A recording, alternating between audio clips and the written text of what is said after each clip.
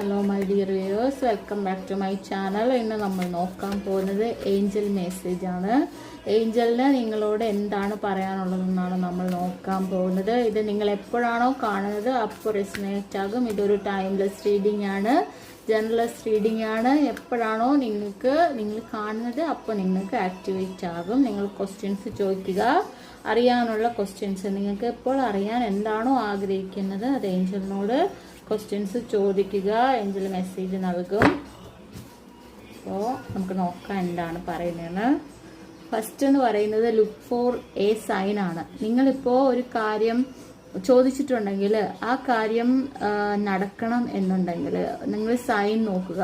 അതായത് നമ്മളിപ്പോൾ ബട്ടർഫ്ലൈയെ കാണും, നമ്മളിപ്പോൾ എന്താണോ നിങ്ങൾ ചോദിക്കുന്നത്, എനിക്ക് ഈ കാര്യം നടക്കുമെങ്കിൽ എൻ്റെ മുന്നിൽ ഇപ്പോൾ ഈ കളറായിട്ടുള്ള ഒരു ബട്ടർഫ്ലൈ വരണം, അല്ലെങ്കിൽ വേറെ എന്തെങ്കിലും റെയിൻബോ കാണണം, അല്ലെങ്കിൽ എന്തെങ്കിലും നിങ്ങൾക്ക് കണക്റ്റ് ആവുന്ന നമ്പേഴ്സ്, ഏഞ്ചൽ നമ്പേഴ്സ്, ഇതെല്ലാം സൈനാണ്. അതനുസരിച്ച് നിങ്ങൾക്ക് സൈൻ കിട്ടുമെന്നാണ് പറയുന്നത്.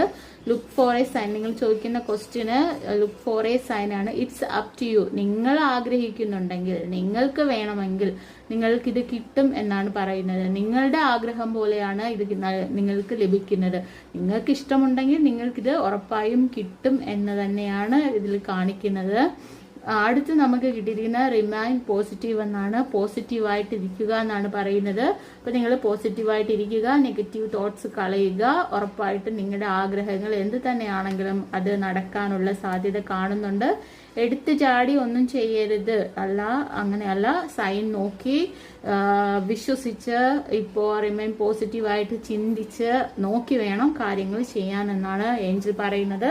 അപ്പോൾ എല്ലാവിധ ആഗ്രഹങ്ങളും നിങ്ങൾക്ക് നടക്കട്ടെ എന്ന് പ്രാർത്ഥിക്കുന്നു. Thank you my viewers. Thank you Angel.